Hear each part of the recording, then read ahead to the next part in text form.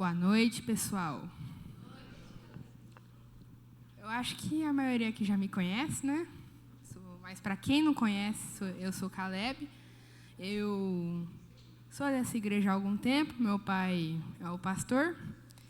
E preparei uma palavra muito especial que eu peço a vocês que prestem atenção, porque muitas dúvidas que a gente tem a respeito de Deus se baseiam nisso, ok?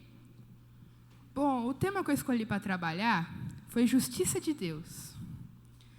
Eu queria perguntar, o que vocês entendem sobre justiça? Calma, gente, um de cada vez. As coisas certas. Ninguém mais?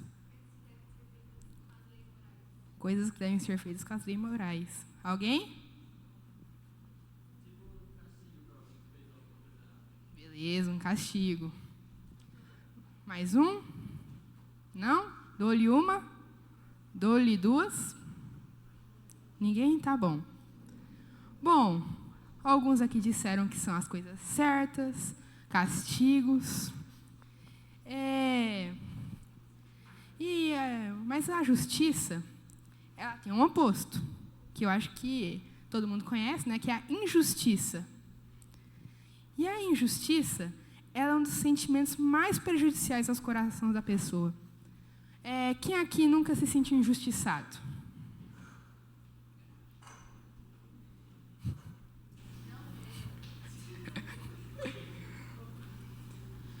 Bom, muita gente aqui, né, com exceção do Arthur, já se sentiu injustiçado alguma vez, né? Muitas vezes, utilizada pelo diabo, nosso inimigo, para nos tentar a praticar um pecado muito sério que Deus abomina e traz um peso de maldição terrível, chamado murmuração. Gente, quem aqui nunca sentiu um sentimento de injustiça e quis murmurar ou murmurou? Pois é. E a gente se entende por quê. Você pensa, poxa, eu fiz isso, eu estava certo, eu estava isso, aí vai lá, deu errado o negócio. Mas esse pecado chamado murmuração, que eu suponho que todos aqui já cometeram, ela tem um grande peso de maldição. E a gente pode olhar isso no povo de Israel. Acho que todo mundo conhece a história do povo que andou pelo deserto 40 anos. Mas o mais engraçado dessa história era para ser só 40 dias. E o povo ficou rodando naquele deserto quente. Vocês acham que Goiânia está quente? Imagina o deserto, né? Aquele deserto quente, eles andando, sem parar. E era para ser só 40 dias, virou 40 anos. Uai, por quê? Por causa da murmuração. Murmuração, ela traz consequências terríveis. Bom, agora voltando para o assunto da injustiça, outras vezes ela produz uma decepção associada à frustração, que leva à incredulidade, causando o abandono da fé e a apostasia de pessoas que um dia já foram muito espirituais. Alguém aqui sabe o que é apostasia? Sabe, Ingrid? Você balançou sua cabeça? Então, já que você sabe, não pode falar para a gente? Então tá bom. Já que ninguém vai falar, eu falo, né? Apostasia é quando as pessoas elas deixam de seguir a fé. Quando elas falam, não quero mais não. E pessoas muito, muito espirituais, pessoas que oravam, liam a Bíblia, faziam de tudo. Tudo que estava escrito naquela Bíblia eles faziam. Mas por que eles pararam? Por que eles, de nada, falaram, não, larguei, não quero mais, cansei disso? Por causa da injustiça. O sentimento da injustiça. No filme Entrevista com Deus, vemos que isso é muito visível. Opa, li errado aqui. Um jovem repórter chamado Paul retorna da guerra com uma questão que incomoda e que não consegue resposta. Por que coisas ruins acontecem com pessoas boas? Eu acho que todo mundo, sem exceção, já fez essa questão para si mesmo. Nossa, por que coisas ruins acontecem com pessoas boas? Por que aquela pessoa que eu gostava, que eu amava, ela seguia a Deus, aconteceu isso tão ruim com ela? Por que tal pessoa morreu? Por que isso aconteceu? Meu Deus, é difícil. E no restante do filme, não vou dar spoiler para ninguém aqui, tá? Apresenta 3 encontros, que aparentemente são entrevistas, em que Deus, o próprio Deus, utiliza para mostrar a ele que esse sentimento roubou sua fé, destruiu seu casamento e está prestes a matá-lo definitivamente, caso não haja intervenção divina. Esse filme, né, Entrevista com Deus, eu recomendo que assista, é um filme muito bom. É, como falou aqui, um cara chamado Paul, que ele foi para a guerra do Afeganistão, fazer relatos, né, coisa que repórter normalmente faz. E ele foi lá, e muita gente que ele gostava, respeitava, ou entrou em estado de crise, ou morreu. E que para ele eram pessoas muito boas, pessoas que seguiam a Deus. E isso abala a fé dele. É como se passasse um furacão na fé, levando tudo que ele acreditava embora. E tem outro carinha, que acho que muita gente ouviu a história, chamado Jó. Quem aqui conhece Jó? Bom, para quem não conhece Jó, a gente vai falar dele um pouquinho mais para frente, mas ele é um personagem que foi extremamente injustiçado. Extremamente. Aqui eu tenho mais algumas perguntas. Mais uma, no caso. Por que alguma pessoa boa poderia simplesmente, tipo assim, morrer ou alguma coisa acontecer com ela? Quem que controla isso? Quem que manda nisso? Acho que todos conhecemos, né? Deus. O diabo, ele faz a tentação, a maldade, traz a doença, traz o assolo. Mas o diabo, ele não age sozinho. O diabo, ele não vai simplesmente na pessoa que ele quer. Ele tem que pedir para Deus. E Deus permite. Uai, mas então Deus é justo ou injusto? Mas, peraí. Não, Deus criou a justiça, então ele deve ser o ser mais perfeito do mundo. Se a gente não pode confiar na justiça dele, em que justiça que a gente pode confiar? Então, por que a gente acusaria o próprio Deus, o cara que criou cada grão de areia da praia, cada pessoa, cada ser vivo, criou o nosso mundo, criou o universo? Por que ele seria injusto? Qual que é o sentido disso? Então, vamos ver um porquê que Deus seria injusto. Guerras acontecem, matam milhões de pessoas que não fizeram nada para merecer aquilo. Um dos maiores exemplos, eu acho que é a Segunda Guerra Mundial. Eu acho que muita gente ouviu falar dela, ou já estudou ela até. E a gente sabe que foi um conflito feio, teve morte, muita morte. E ela aconteceu, mas quem morreu não foi só os soldados, não foi só quem partiu para o fight. Não. Teve pessoas que estavam nas casas, de boa, igual a gente está aqui, estavam conversando, se entretendo, estavam jantando, fazendo qualquer coisa. Aí chegou uma bomba, a pessoa nem sabe o que aconteceu, só sabe que foi embora. E, peraí, talvez algumas pessoas lá dentro tenham feito coisas erradas, mas e uma criança, um bebê? Tipo assim, ele nem tem senso do que é certo. Tudo que ele tem eu tenho minha mãe, e é isso. Eu dependo dela. Sem ela, eu não vou muito longe. Então, por que um bebezinho desse, uma coisinha tão inocente, tão fofinha, chega uma bomba e leva embora? Ele fez alguma coisa para merecer aquilo? Não. Ele não fez, mas ele sofreu por coisas que outras pessoas fizeram. Esse bebê não foi lá chamar o Hitler de idiota. Aconteceu. Outros exemplos são doenças matam pessoas, coronavírus. Gente, eu acho que algumas pessoas aqui, não sei, talvez tenham sofrido, né, da doença, talvez tenham, infelizmente, perdido pessoas que amavam, ou que gostavam, ou até mesmo que conheciam, que eles consideravam serem boas, serem pessoas justas, pessoas que não fazem o que é errado, mas, mesmo assim, parece que não fez diferença, não foi embora do mesmo jeito.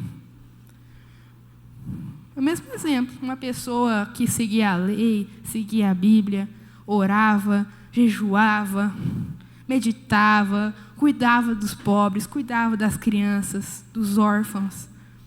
Chegou o coronavírus, levou embora. Está lá com o Papai do Céu agora. E por quê? Por que isso acontece se o Senhor, o Deus, nosso Deus, é justo? Por quê? Isso não faz sentido. Um dos principais exemplos também que eu queria comentar, né, é pessoas más sequestram crianças inocentes e matam ou abusam. Quem aqui assistiu aquele filme Som da Liberdade? Filme muito bom, né? E tentando não dar spoiler, para os que não assistiram, ele fala sobre um cara que o objetivo dele é resgatar crianças que são vendidas como escravas para fazer qualquer coisa que os caras que comprou quiser. Literalmente qualquer coisa. E, poxa, por quê? A criancinha às vezes estava passeando com o pai, estava de boa, estava feliz, tendo atenção, amor, carinho. Estava, às vezes, já conhecia a Deus, já sabe alguns versículos da Bíblia. E aí, chega um homem, ou uma mulher, tanto faz, pega essa criança e leva embora. E o pai sabe lá onde ele acha essa criança, que sumiu, perdeu. E nesse filme você vê muito isso. E isso é triste, muito triste. E nos dá uma sensação, poxa, que injustiça. O que aquelas crianças fizeram para merecer isso? Por quê? Por quê? As coisas que a gente mais se pergunta, por que isso acontece? Por que coisas ruins acontecem com pessoas boas? Por que pessoas que são íntegras, justas, pessoas que nós amamos, próximas a nós, morrem todos os dias? Pessoas que são importantes, pessoas que fizeram coisas grandes, pessoas que exaltaram o nome de Deus, que cuidaram das outras pessoas. Por quê? Por que elas morrem? Porque tanta coisa acontece. Se Deus é justo, por que Ele permite isso? Não faz muito sentido, né? Bom, a gente vai ver então agora duas passagens que são sobre dois homens que eles sofreram muita injustiça, mas muita injustiça mesmo. Só que na hora, eles tiveram jeitos diferentes de olhar para a situação. Primeiramente, Jó, que eu falei lá atrás, que afirma sobre Deus para tentar se defender das acusações de seus amigos, que ele teria pecado e estava colhendo o que plantou. Vamos ler aqui, Jó 19, 1 ao 6, quem quiser acompanhar. Eu vou ler aqui agora. Então Jó falou novamente: até quando vocês vão me atormentar? Até quando vão me esmagar com suas palavras? 10 vezes já me insultaram, deveriam se envergonhar de me tratar tão mal. Ainda que eu tivesse pecado, seria problema meu, e não de vocês. Pensam que são melhores que eu, usam minha humilhação como prova de meu pecado. Mas Deus é que foi injusto comigo e me prendeu com a sua rede. Qual foi a posição que Jó teve aqui? Chamou Deus de injusto. E a gente olhando para os fatos anteriores, até que faz sentido a afirmação dele. Uai, se tanta coisa ruim acontece, Jó ele foi um homem que muito bom. E mesmo assim sofreu.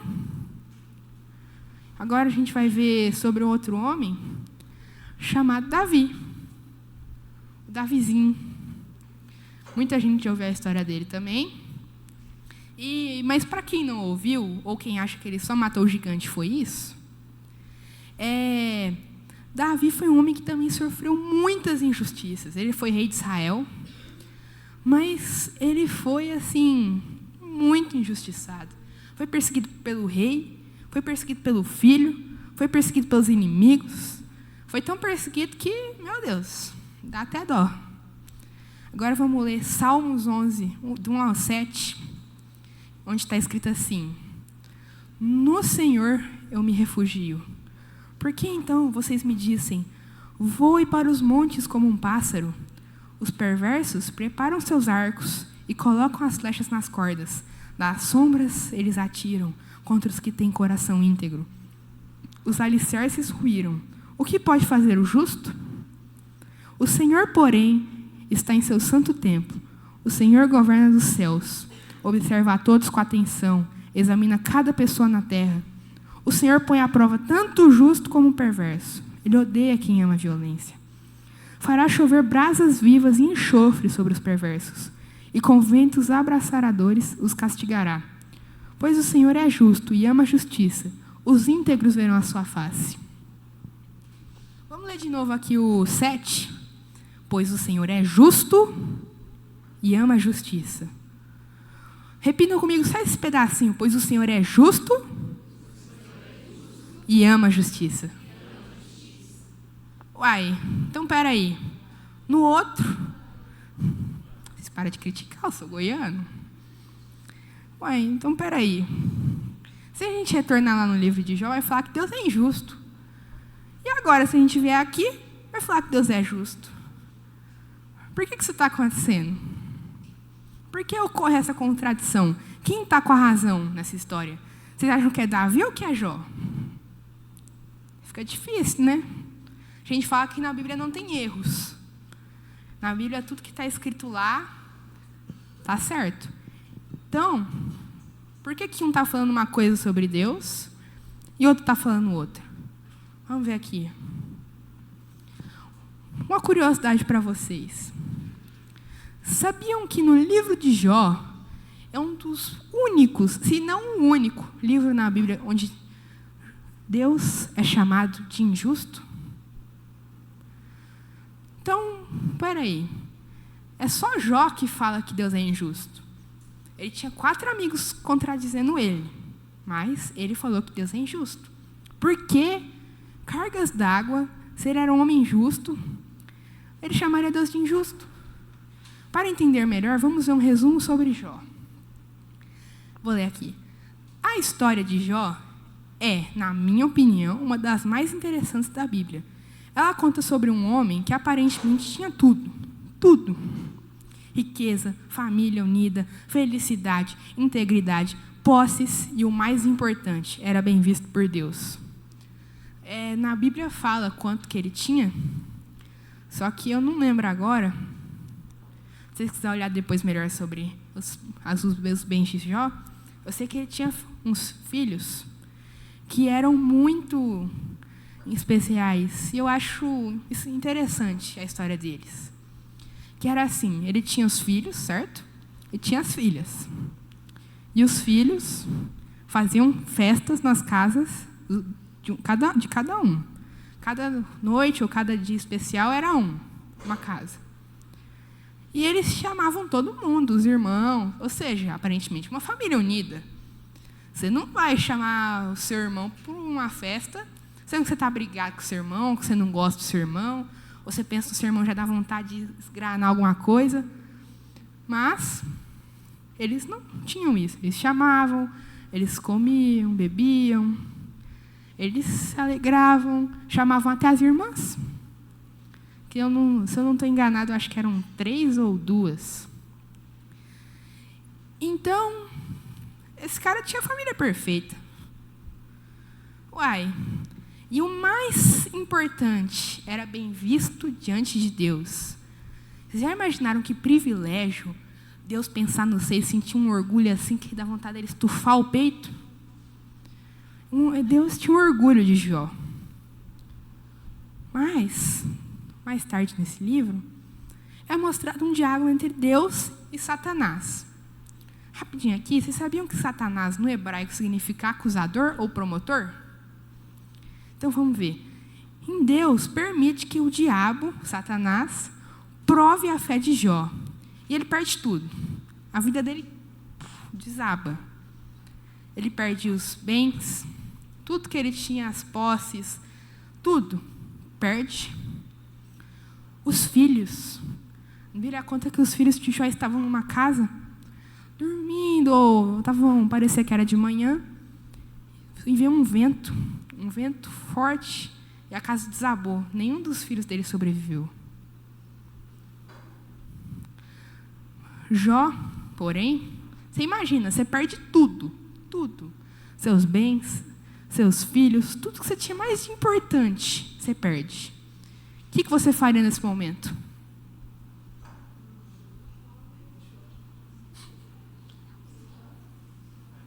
Pois é. Mas Jó, ele não faz isso. Ele não cede. Ele rasga as suas roupas, rapa a sua cabeça e engrandece o nome do Senhor. Nossa, esse cara é o cara. Esse aí eu tenho meu respeito. Porém, o diabo dá desculpa que é porque Deus não deixou ele tocar na saúde de Jó. É porque ele não tocou onde dói mais, que é na pele ou em qualquer outro lugar. Aí Deus fala, tá bom, vai lá, vamos ver o que rola. O diabo vai lá. Jó, que já estava no fundo do poço, descobriu que o poço é mais fundo. E ele cai lá embaixo. Perde a saúde. Sabe o que a esposa dele fala para ele? Amaldiçoa teu Deus e morre. Você imagina uma pessoa que você ama, uma pessoa que você passou sua vida toda ao lado, pessoa que você respeita, pessoa assim que você, nossa, eu penso nela, eu já fico alegre e falo, amaldiçoa teu Deus, que é a pessoa que é a coisa que você mais respeita, e morre. Vai embora dessa terra e... Pois é. Aí, Jó está deitado em cinzas, literalmente, na Bíblia fala que ele estava coberto de cinzas, e chegam 3 amigos dele, ou como eu gosto de falar, os 3 intrometidos, que se chamam Bildad, Elifaz e Zofar. E mais para frente chega Eliú, mas ele não vem ao caso agora. E rola um debate. O livro de Jó é interessante porque ele começa num jeito histórico e depois parte para a poesia, que é quando começa o debate de Jó se queixando e os amigos dele retribuindo. Jó falava, não, Deus é injusto, estou sofrendo sem ter feito nada. E os amigos, não, você pecou, Deus é justo, perfeito. E rola esse debate. O que eu acho mais engraçado sobre Jó é isso. Além de ter tudo isso, ele ainda tinha capacidade de se queixar em poesia. Nossa, gente, esse cara aí... Mas, depois de muito, acho que é 40 capítulos de debate, chega Deus nesse debate, o próprio Deus. E ele faz com Jó um passeio virtual por toda a criação e faz perguntas do que ele vê. Ele pergunta, você estava lá, Jó? Você está lá quando eu vejo os servos na floresta darem à luz? Você que dá de comer aos leõezinhos? Você estava comigo quando eu criei o universo, as constelações se alinharam e eu criei tudo? Você estava lá? Você estava lá quando eu criei os grandes seres vivos, Behemoth, Leviatã, que provavelmente é uma... meio que filosofia de tipos de animais, ou talvez ele esteja falando realmente dos próprios dinossauros, como alguns acham. Ele fala, olhe para esse Behemoth. Ele é grande, gigante, impotente. Ninguém pode vencê-lo. Ele é invencível. E olhe para o Leviatã. Você pode pegá-lo no seu anzol? Apenas com sua vara de pesca pode removê-lo da água? Suas presas afiadas partiriam em apenas segundos.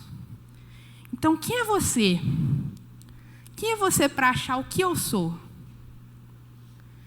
Após você ter visto tudo isso, você acha que você tem direito, qualquer direito, de palpitar sobre o que eu acho, sobre o que é justo para mim? Vocês acham que ele tinha esse direito? Claro que não. Mas todo esse passeio, toda essa viagem maluca aí, serve para mostrar a Jó uma coisa. Nem ele, nem seus amigos estão em posição de falar qualquer coisa sobre a justiça de Deus, pois são pequenos demais para entender a mente de Deus e suas escolhas. Amém? Então, toda vez que você pensar que você está sofrendo alguma injustiça, pense nessa frase. Nós somos pequenos demais para entender a mente de Deus e as suas escolhas. E lendo mais profundamente na Bíblia, nós podemos encontrar as seguintes respostas para as principais questões que envolvem a justiça. Primeira, Deus é justo? Sim, a justiça de Deus é parte do seu caráter santo e perfeito. Ele conhece toda a verdade? Sim, um dos seus atributos exclusivos é a onisciência, ou seja, conhece toda a verdade. Ele tem poder para executar seu juízo? Sim, inclusive ele já agendou horário e local para julgar tudo e a todos. Um dos seus atributos exclusivos é possuir o poder para fazer qualquer coisa, onipotente. A vida nessa terra é justa? Depende. Porque inicialmente foi projetada para ser. Porém, o pecado do homem trouxe a injustiça para a criação de Deus. Quando Adão, lá no Jardim do Éden, muito tempo atrás, olhou para aquela frutinha e comeu, meu amigo, tudo que tinha de impureza, de maligno, de mal, que tinha para ser solto nessa terra, foi solto. Aí acabou tudo. Agora, é a penúltima pergunta. A origem do sofrimento e do mal. O mal, a gente não sabe a exatidão dizer quando surgiu, apenas que ele é a ausência do bem. Mas o sofrimento da humanidade começou assim como todas as suas derivações, doenças, fome, morte e outras coisas aí, surgiram depois do pecado. Surgiram depois que Adão degustou aquela fruta e tem se transmitido de geração em geração, juntamente com a maldição proveniente dele. E agora, a última pergunta, que eu quero que vocês pensem bastante nela. Peraí, eu vou beber uma água.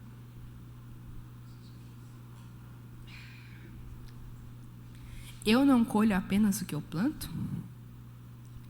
Acho que muita gente já ouviu aquela frase na Bíblia, o que você plantar, você vai colher. Certo? E que você tem que plantar o que é bom, para você colher bom, e não pode plantar o que é mal, se não quiser colher mal. Mas, apesar de ser uma certeza afirmada pelo apóstolo Paulo, isso que eu falei agora, você vai colher daquilo que plantou, isso não quer dizer que colhemos só o que plantamos. Há muita coisa boa, e infelizmente ruim também, que você colhe. E há coisas que você plantou e os outros irão colher. Você colhe seus ensinamentos dos seus pais? Colhe, né? E você não plantou aquilo, seus pais plantaram para você. Mas você colhe também a maldição que uma pessoa dá sobre você? Ou você colhe, por exemplo, diga uma forma meio metafórica, você colhe o tiro que alguém dá na sua cabeça? Você colhe, você morre, né? Mas você plantou a sua morte?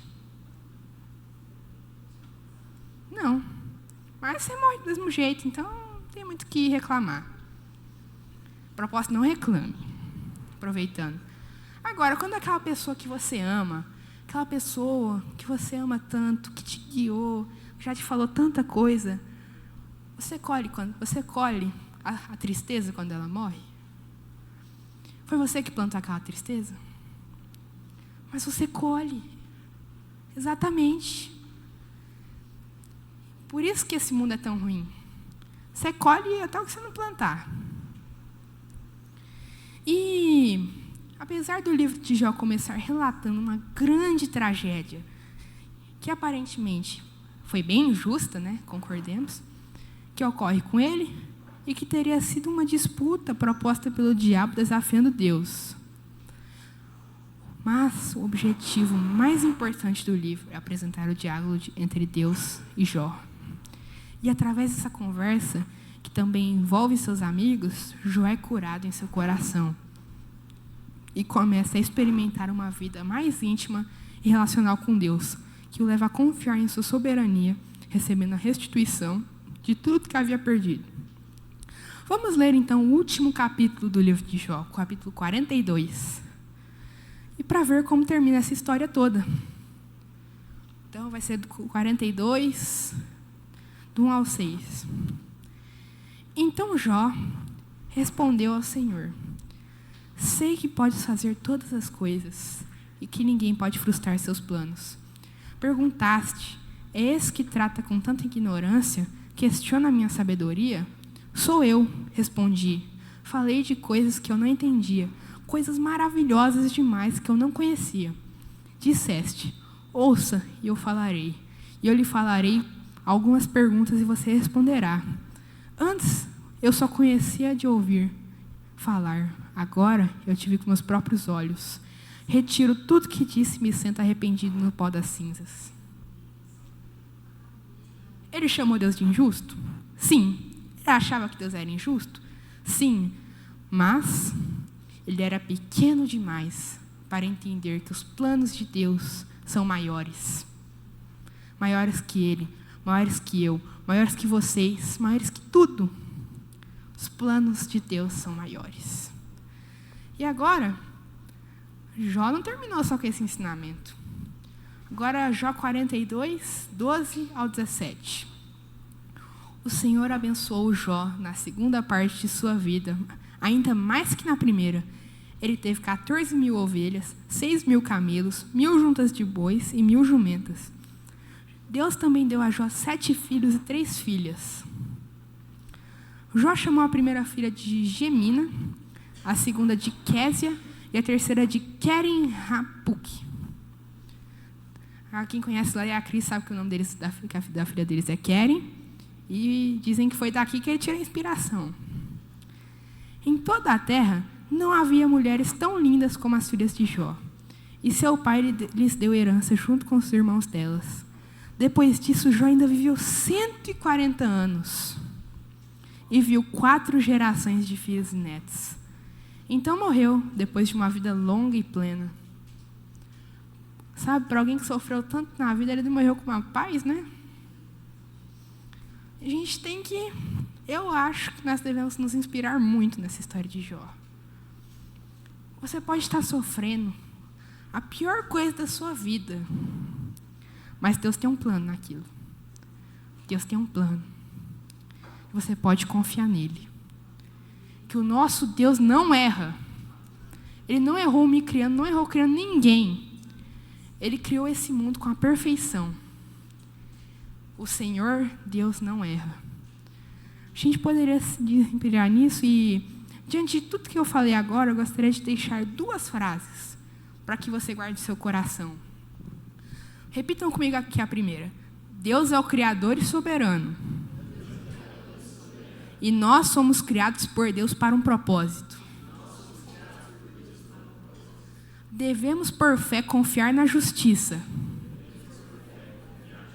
bondade, misericórdia, graça e amor de Deus. Amém? Então, fazer uma oração aqui e peço que você abra seu coração nesse momento, deixe o Senhor falar tudo que Ele tem para falar para você, tudo que você achou nos momentos que você achou que nosso Deus era injusto, que Ele tinha esquecido, que para Ele você não existia, você não tinha nenhum valor. Tira esse sentimento do seu coração. Ele te criou com um propósito. Nosso Deus não erra. Ele não errou em nada. Nada. Tudo que Ele fez foi perfeito. E continua sendo. Querido Deus, nosso Pai, te agradecemos. Muito obrigado, Senhor, por essa oportunidade de ministrar a palavra.